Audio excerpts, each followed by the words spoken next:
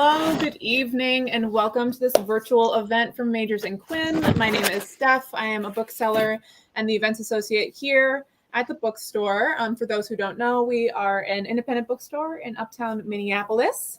If it's one of your first time at our virtual events, welcome. We're so happy to have you. And if you're coming back for a second or a third event, welcome back. Thank you for your continued support of our program here. Tonight, I am really excited to introduce two wonderful poets. Todd Boss, who is presenting Someday, the Plan of a Town, who will be in conversation with Jim Moore, the author of Prognosis. If you are interested in buying either of their collections of poetry or any of their previous works, I will put a link to our website and our phone number in the comments of the video.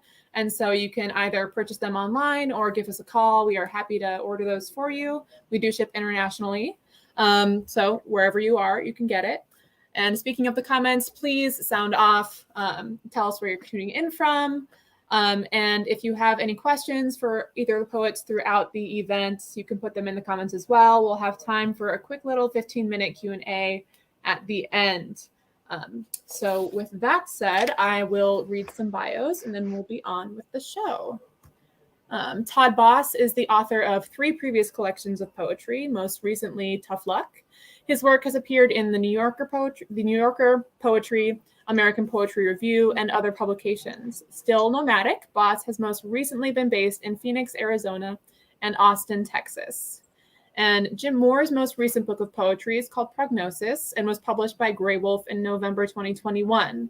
He is a past recipient of a Guggenheim Fellowship in Poetry. His work has appeared recently in the Paris Review and The Nation and is forthcoming in the New Yorker and the Yale Review. He lives in Minneapolis and Spoleto, Italy with his wife, the photographer Joanne Verberg. All right, with that out of the way, I will get out of your hair and we can kick off. Thanks so much, guys. All right. Steph, thank you so much. And thank you to Majors and Quinn. The heroic effort that bookstores have been making over these last few years has made so much difference to so many of us. So I'm just going to read a short poem by the Japanese medieval poet Sagyo as a kind of introduction to Todd's wonderful book, because I really think the poem captures the spirit of the book. And I think as we go along, you'll see what I mean. So I'm not sure which century this was written in, but a long time ago. Sagyo. Nowhere is there place to stop and live, so only everywhere will do. Each and every grass-made hut soon leaves its place within this withering world. So Todd comes and goes through a lot of huts in the course of this book. It's a book that really has to do with making a home for yourself wherever you are in the world. It seems perhaps even more appropriate over the last few weeks with the huge numbers of refugees streaming out of Ukraine and around the world, in fact. So I'm going to turn it over to Todd, and he's going to do what he does, and then we'll talk and read some poems and take your questions if you have any at the end. Sounds good, Jim. Thank you. It's great to be sharing the stage with you again. I think it's been about 5 years since we did that. I really appreciate your taking the time today, and for all your advocacy of my work over the years.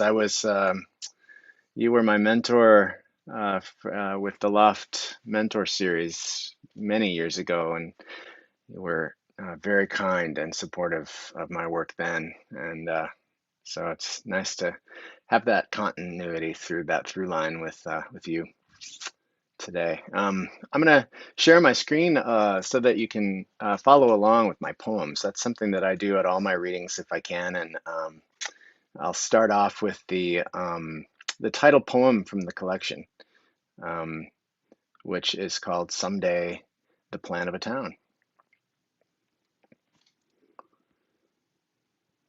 Someday, the plan of a town, right down to its side tracks and back alleyways, will match, or so goes the dream, with some identical patch of neural network your rogue thoughts roam in.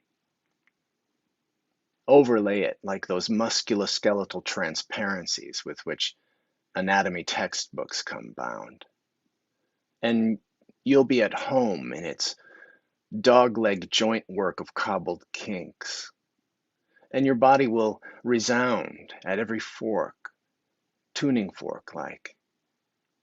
And every road you ever rambled will be re-scrambled to appear to have brought you here where you fit so perfectly, where you can practically predict where to find every bench or postbox, and where you can cue every little old lady who leaves her flat to buy bread, as if she were locking up a little room in your head and trading your idea of money for your idea of food before returning to wipe her shoes on the mat your mind's laid flat, and fit her flat key to its shoulder into the strike plate keyhole through which you daily romance her as she grows older. That worn, dome-topped slot that looks as if two question marks met on the road to kiss and mate and make one question, opening, opening, each forever the other's only answer. And if it's okay, I'm just going to fire through about 6 more poems and then we'll get to some exchange. Jim, I know you've come with a few poems of your own to share, and you should feel free to interrupt and jump in with those between mine if you're so moved. This one's called Essentials. And before I read it, I should explain, as Jim mentioned, I've been a nomad for the past 4 years. I gave up all my belongings, except for 2 suitcases worth of clothes and essentials, about 4 years ago, 2018. And I've been a nomad ever since. First, I did 30 house sits around the world in consecutive order, one after the other. And then when COVID came, I stayed in the United States, obviously, and I've been short-term renting and staying with friends and family and others while I've been in quarantine or in COVID. This poem is called Essentials. I'm down to 2 bags. I use a friend's address. I've only got one last recurring nightmare that forces me to face my ex. There's still one child I haven't lost, but he's next. Even loved ones are non-essential, sorry to report. You've come here for news of how to live, but grieve and grieve is all I can say. Grieve enough, you can even get grieving out of the way. Grief's chiefest among chores. Do it well, and the mostly empty universe is yours.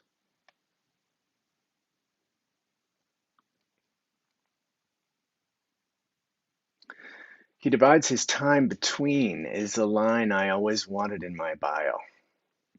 He divides his time between Reykjavik and Sandusky, Ohio. He summers on Lake Como and winters in Aspen.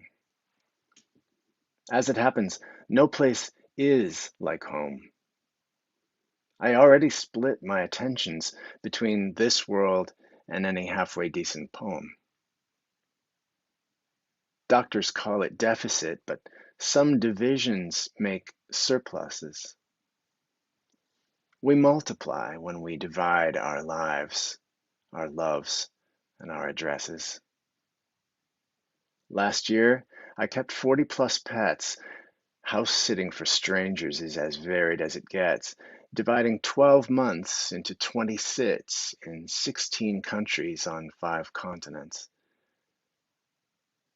I had a married life before in a subdivision of peace and war.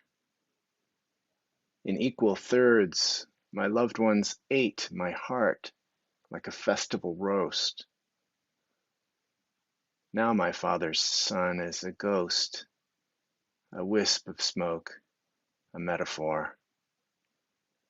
He divides his time between nothing and much and matters and any more.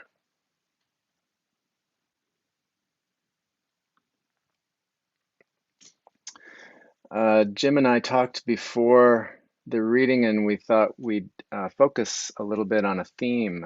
And the theme tonight is resilience, recovery, and resilience. And as you hear these poems, you might notice that this journey of mine was a bit of a journey of recovery from a lot of things that were going on in my life at the time that I decided to make it. And this is one of those. It's called Fairer.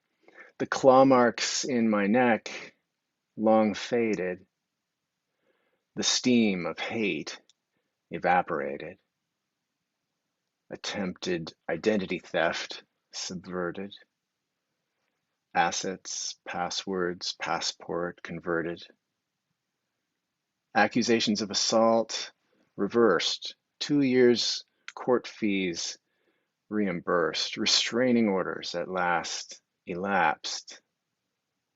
Libelous campaigns collapsed. Attempts to turn my friendships rotten and threats of murder and vengeance forgotten. I'm finally ready, whatever comes next, to re-engage the fairer sex.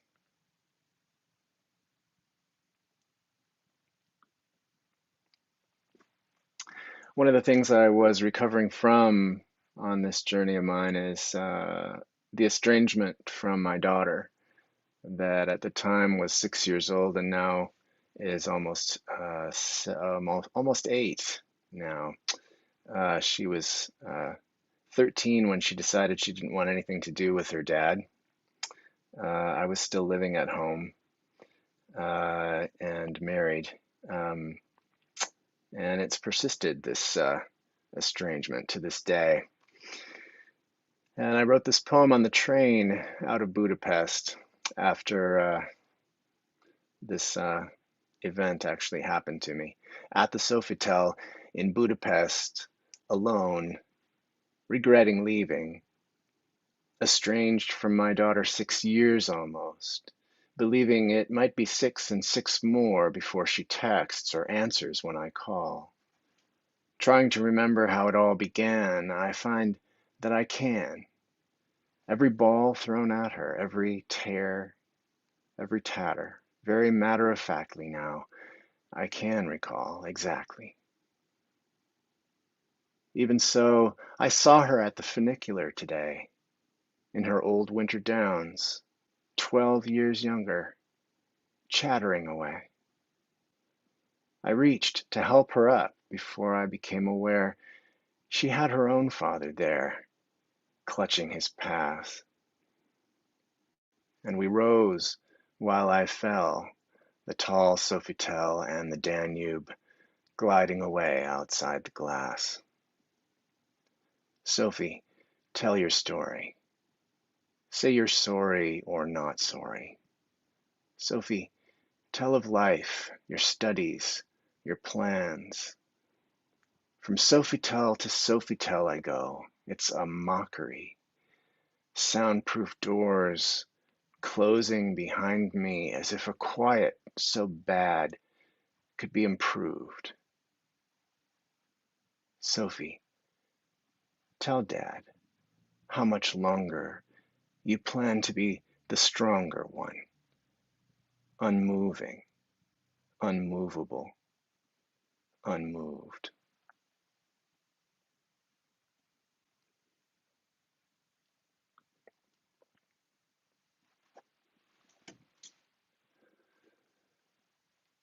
This one occurred to me after reading an Annie Dillard essay about the keenest blade ever discovered. The keenest blade would, wouldn't it, end in a cutting edge, an atom thin. And in fact, one such has been by folks who find things found. Obsidian among ruins, a blade of stone with an edge so fine it doesn't cut exactly, but divides among things, sorting with every stroke. Translucent if you hold it to the light, too fragile to be used, and made, they think, for making's sake, for pride. You can hone a blade till there is no blade, Franz rightly wrote. And if it's true we murder to dissect, what crimes mere differentiating do? Even blunt things wedge the world apart. But all is one. Distinction fades. I'm done with sharpening and sharpening blades.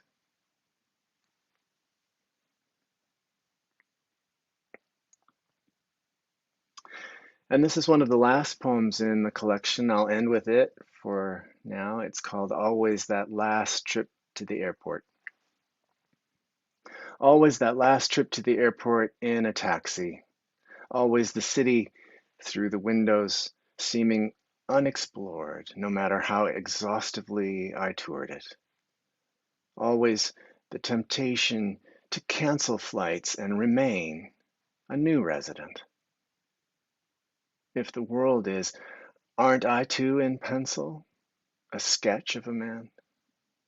Is it by accident I'm grafted here, drafted here, a figure stenciled on a foreign scene, rogue but increasingly road weary, denizen of the requisite in-between? Not all who march for a cause. I travel like some drink, to be lost.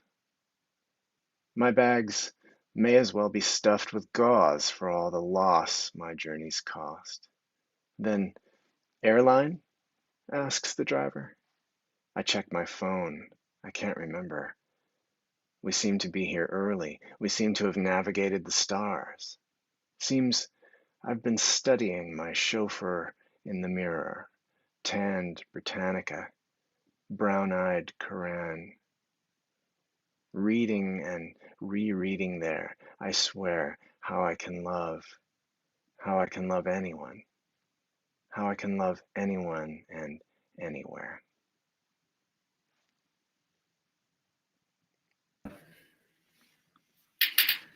Beautiful poems, and I suppose at their core, there is a lot of grief, sadness.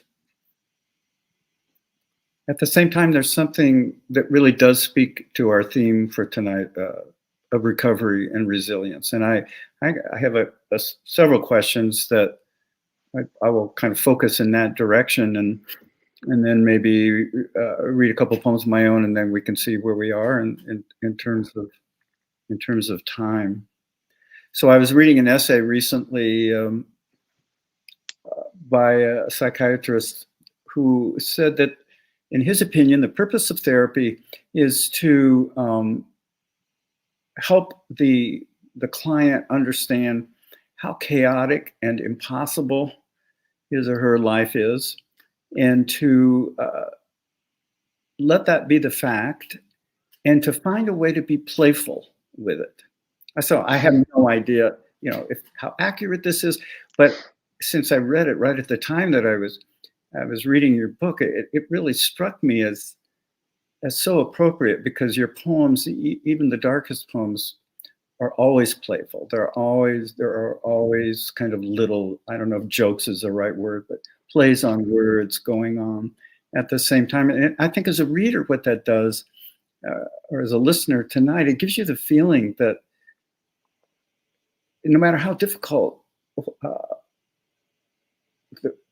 no matter the difficulties that the poet is going through, there's a sense that in your case that he's not buried by them.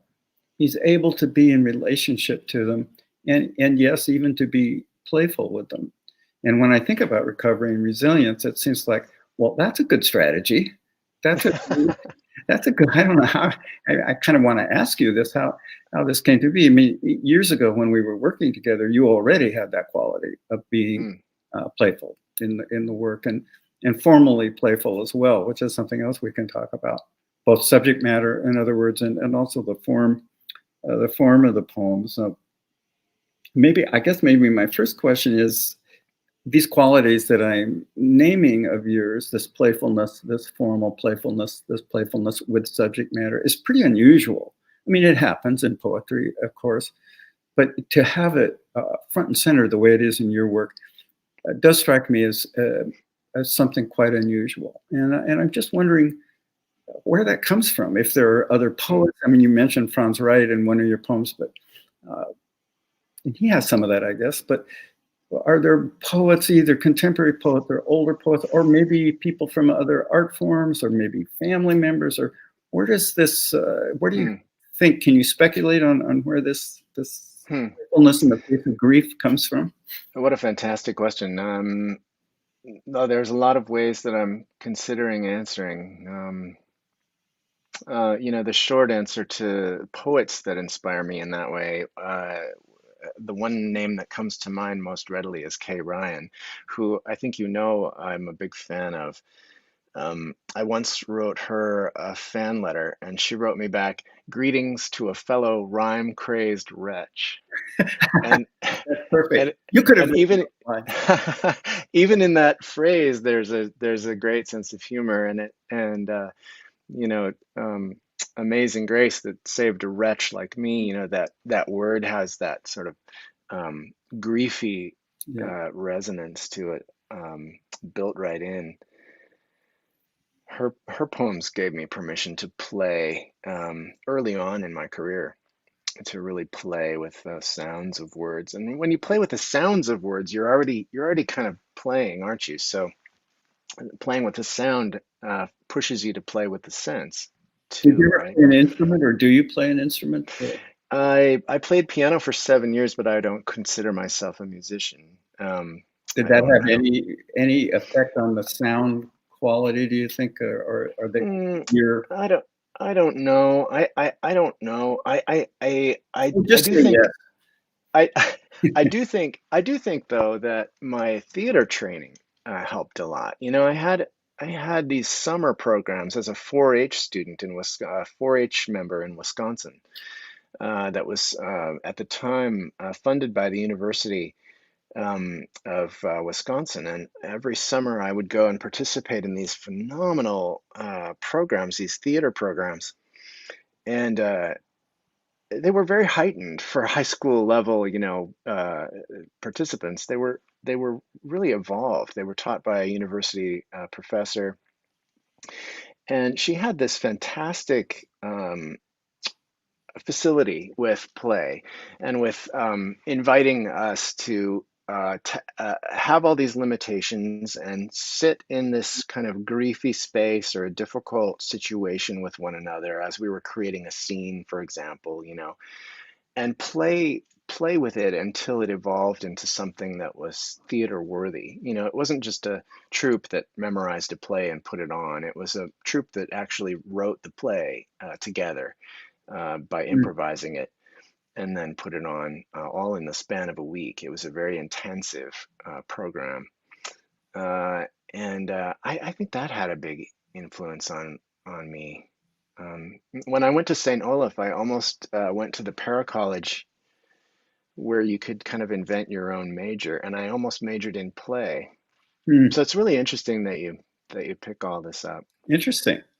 Lots of ways to I think tackle you did major in play, as it turns out, after all. Maybe. Yeah. Maybe. Okay. Well, that's very helpful to understand. That is a fascinating read. If you can, where did you see that with the psychiatrist? It's a British psychologist who writes some about poetry and mostly about therapy. And I'm unfortunately not thinking of his name right now. Yeah. But he had an interview in the Paris Review a while ago, and I've been kind of tracking his books since then. He's sort of counterintuitive to what you think therapists are going to say about what the process is.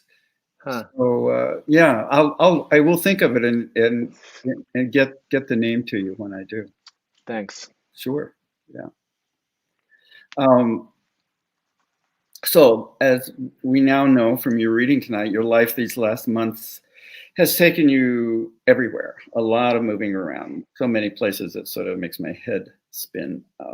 And so I wonder if in that process, having just come myself off 7 weeks of travel, um, how does that affect your writing process? Do you have a regular way of working? Do you sit down every morning, as some poets do? Is it purely by inspiration?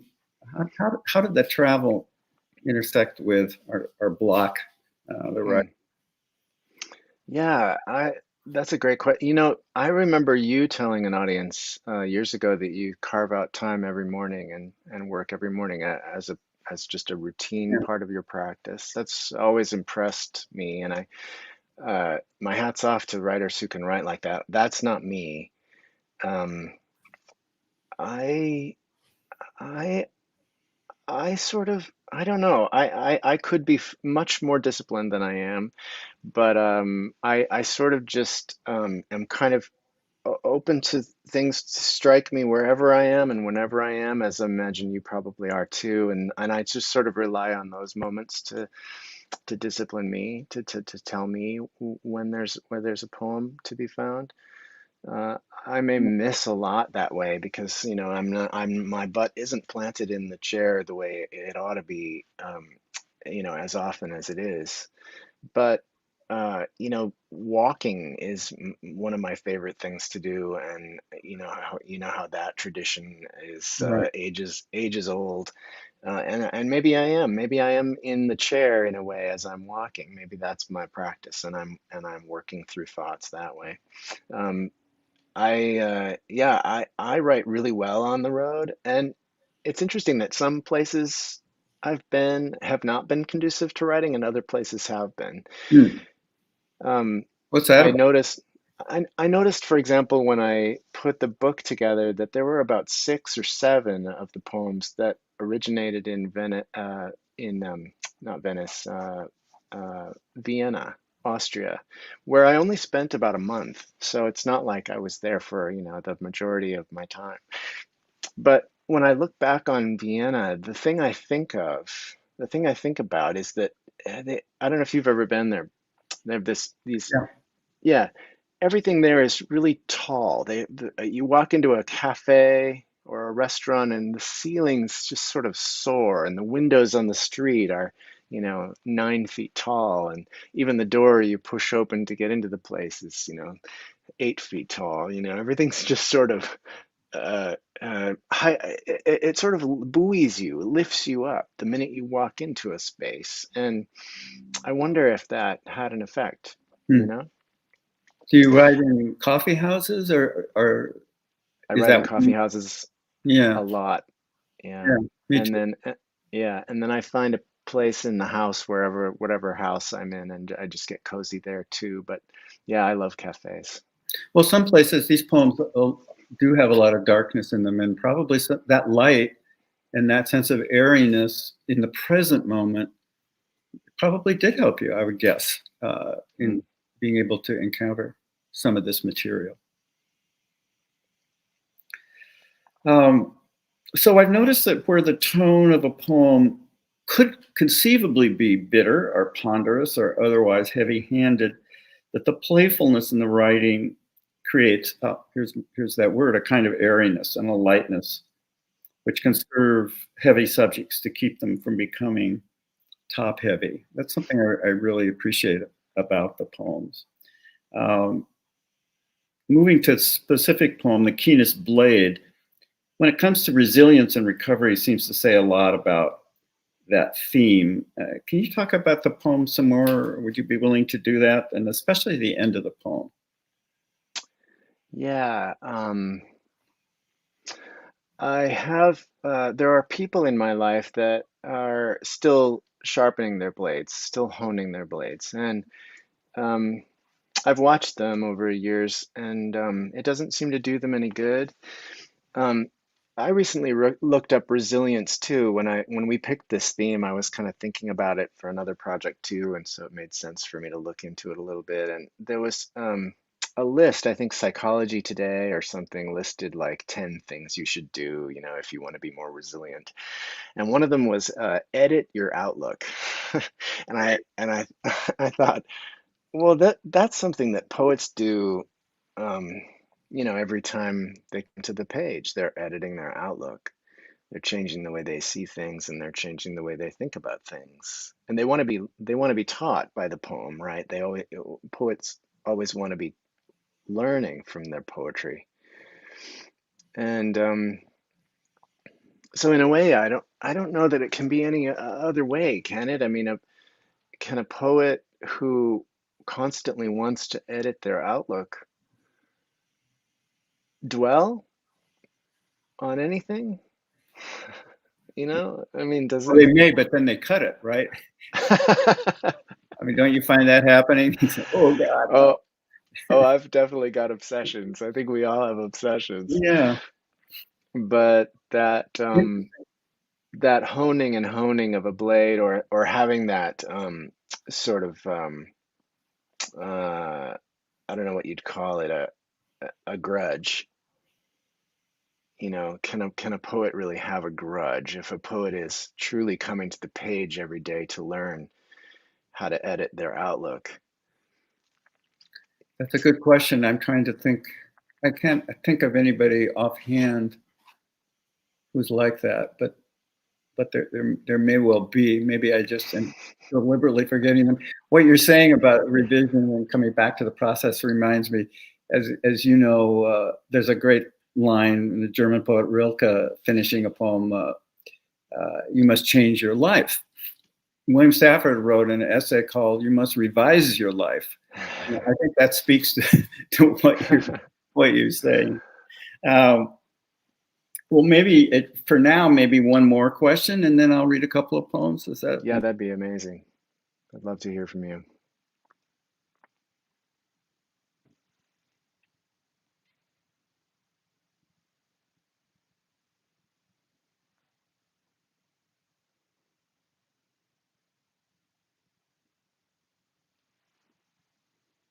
Jim, I hope you didn't freeze up.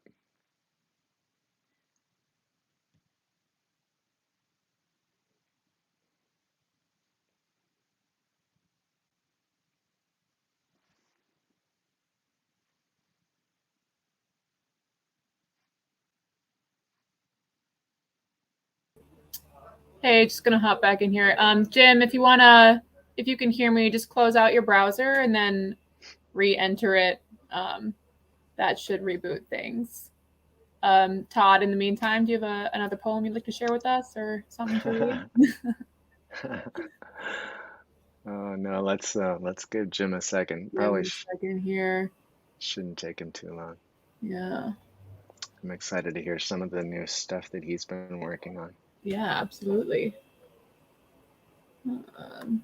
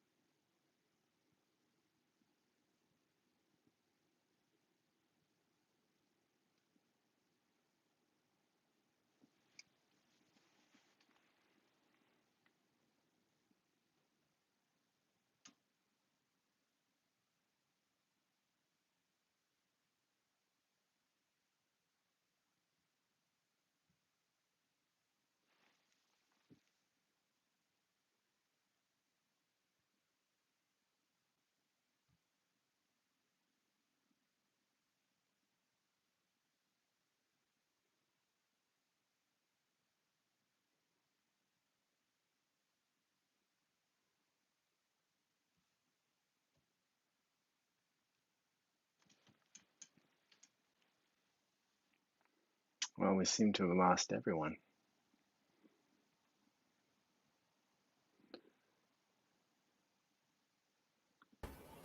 Yeah, sorry about that, Todd. We are still waiting for Jim to come Yeah. back here.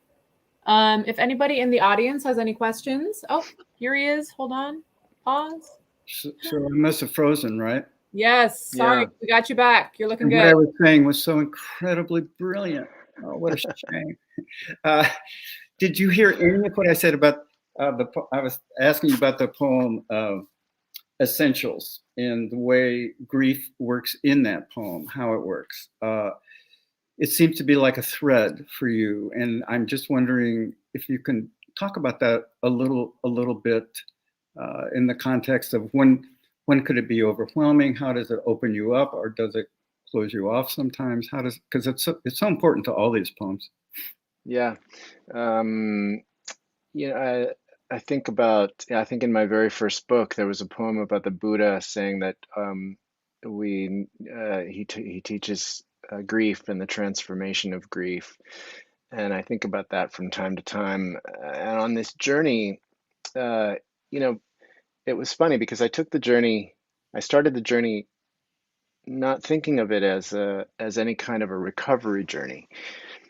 It just felt like the thing to do, and I set off on an adventure, and I was pretty positive and excited and happy. I'm a pretty positive and excited and happy guy anyway.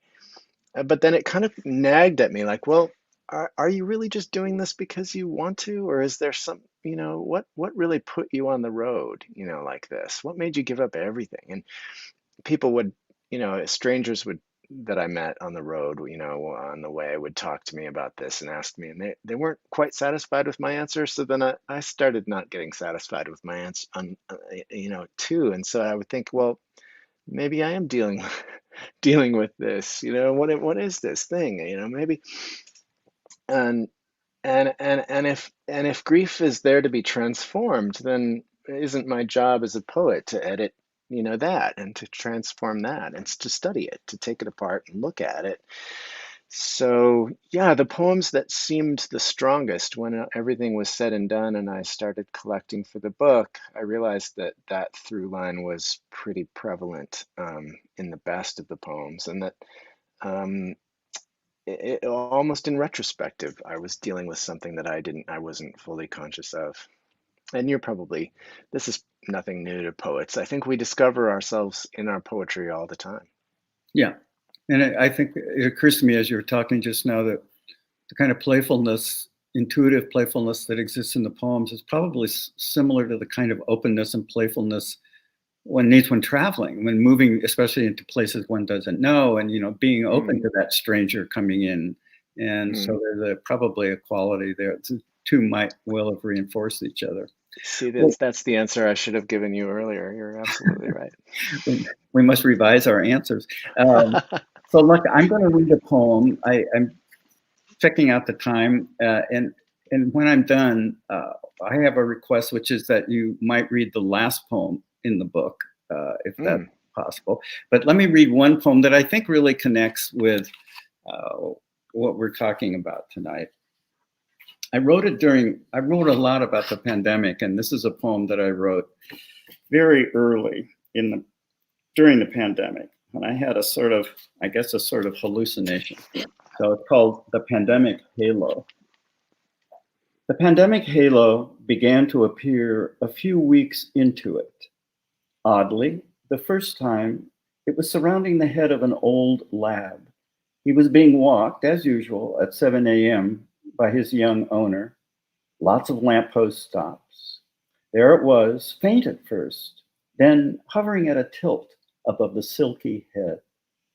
I thought maybe it was a weird trick of light.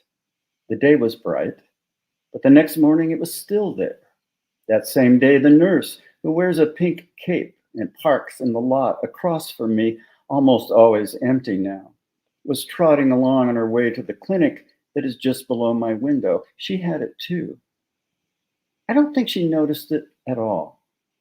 She was walking quickly, a little late to work, so I think that was on her mind, not holiness. The third day, a young man in a red cap with a backpack slouched past. I'd never seen him before. You could see he was seriously depressed, looking down at the sidewalk. But it was there, firmly in place. It was above him, of course. He couldn't see how beautiful he really was. And that woman with the nasty little dog, same thing. By now, the pandemic halo is well recorded. Everyone knows about it. We almost take it for granted. What had once seemed amazing. Somehow, it is related to breath. When we die, it goes away. After the pandemic is over, they say the halo effect will disappear. They say we will return to life as usual. We won't need it, they say. I have my doubts. I think we might need it more than ever. I think we might be saying things like, remember how amazing it was during the pandemic? How everyone had a halo? How grief and holiness were all we knew of the world? And the sight of a dog at a lamppost could bring us to tears. So that's a poem that I hope has some of those qualities of recovery and resilience. That's a beauty, Jim. Thank you. Thanks, Todd. Did I see that published somewhere?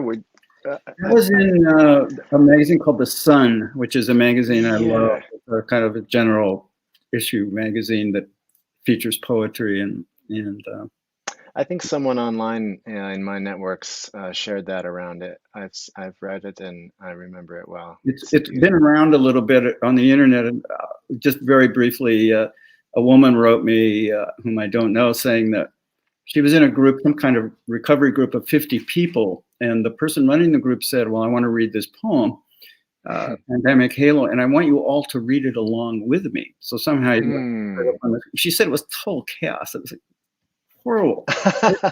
It sort of got sorted out at the end, but I guess I love that story. I'm not quite sure I do. Anyway, Todd, let's get back to your book, and I don't know if we've got questions, Steph, or not. If we don't, we can talk and read more, but at least I would appreciate it if you would read that last poem in the book. Yeah. Yeah, if everybody in the audience wants to take this time to think of any questions you may have and put them in the chat, we can get to them after. But Todd, I would love to hear that last poem. Yeah, thanks. I actually want to read two, if that's okay. The last poem is extremely short, and your poem about the halo makes me think of this one. So I want to see if I can share my screen again so you can see it.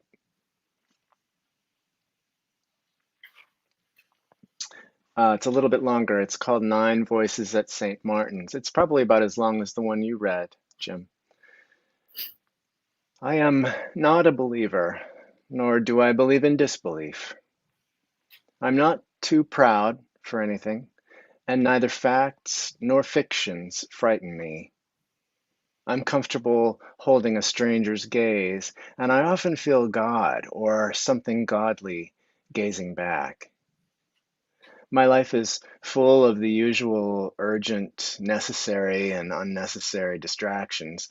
But yesterday, in London with a friend, I descended into the Crypt Cafe and then wandered upward into St. Martin's, where a choir of 9 was not so much singing as releasing birds of hymnody into the airy sanctuary, lilting flocks of wingy sounds, and by the time they finally began Abide With Me, I was openly weeping in my row, my friend kindly nesting my hand, and the world took on that forest glade glow it gets when you know beauty may be found.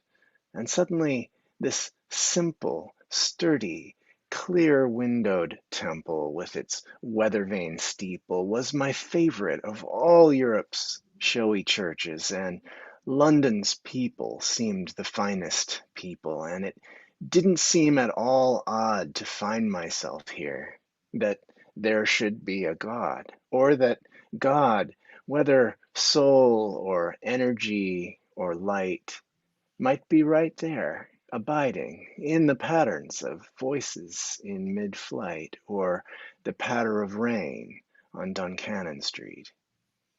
I mopped my face with my pocket square and stuffed it back away and wanted more, would have stayed all day, but one more tune and they were done and filed away behind the altar, where no doubt they folded their books and packed their packs and bloomed their umbrellas into the afternoon and crossed into the underground and queued ordinarily for the train. If I passed one going home, I didn't recognize, I didn't know to praise them for my opened ears, my opened eyes, the music my own train made as it wheeled, the colors of the sky, the brick towns passing by, the trees on the ridgeline, and the horses in the field. That's a beauty. Thank you. Really a beauty. And the last poem in the collection is this one. In the verbena, the bees are auxiliary verbs again. Am, is, are, was, were, be, being, been. Love that poem. Thanks. Well, it's a happy poem, you know? Really happy. Yeah, it's nature doing its thing. Playful in another way. Yeah. I had that poem for years, many, many years, and never found a home in any of my other books, and it felt right to have it land in this one. Yeah. All right, thank you guys. Nothing from the audience yet. There is a comment from Cami T that I wanted to share. They say that they're overwhelmed by At the Sofitel, Todd, and I was as well. That was a really beautiful poem. Thank you so much for sharing that. I did have a question though for you guys, because as you mentioned, you chose this theme for the evening that kind of, wove throughout all of the poems. And I was wondering if you could give us a little window into that conversation and if you'd thought about other themes and, other paths that this reading may have taken. You want to go to Todd? Because it sort of came from your thinking about. Right. Yeah. Yeah.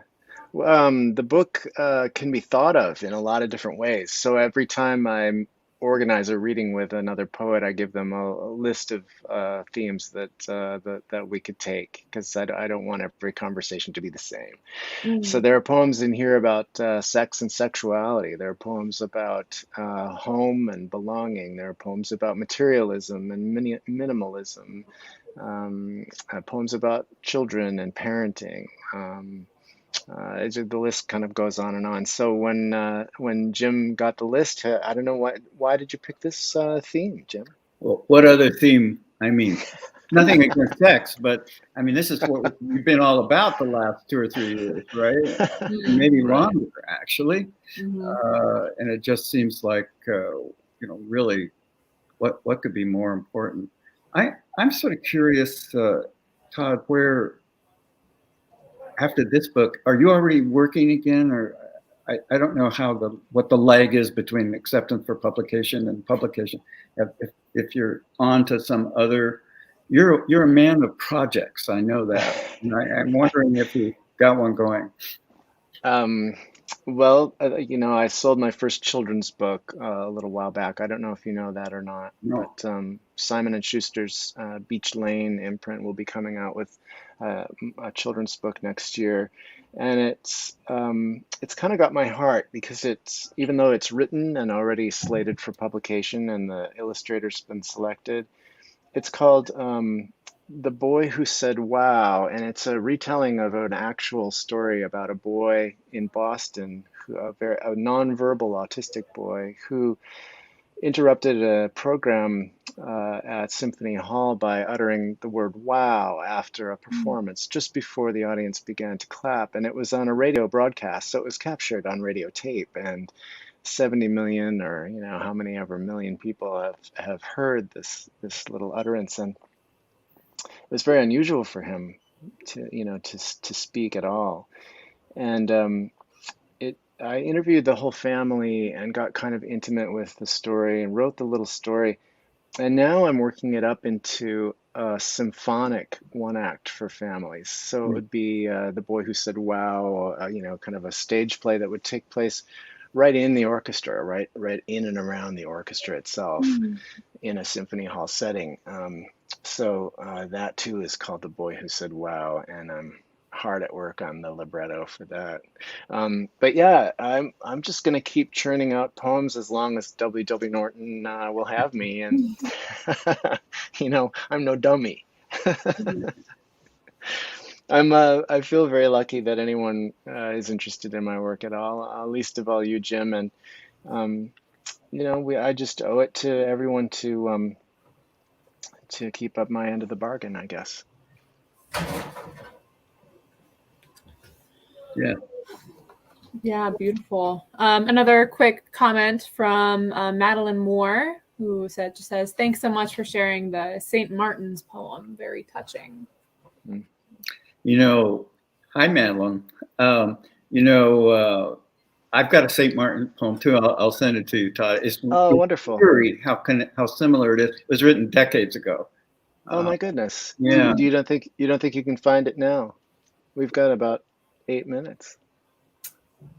I think it's a really good poem, but it's a really long poem. I think it's better. I mean, I'm tempted, but I think it's better not to get into it. But it's very similar. You'll see. Yeah. I would love to see that. There's something about St. Martin's for me. I've been in that church before. I don't know if I spent 2 years in New Hampshire, and I had kind of a fascination with Shaker Village in Canterbury, New Hampshire. And there's something really Shaker-esque about that church, and it kind of calls to mind that sort of plain speaking sort of practicality that I love so much about the Shaker tradition.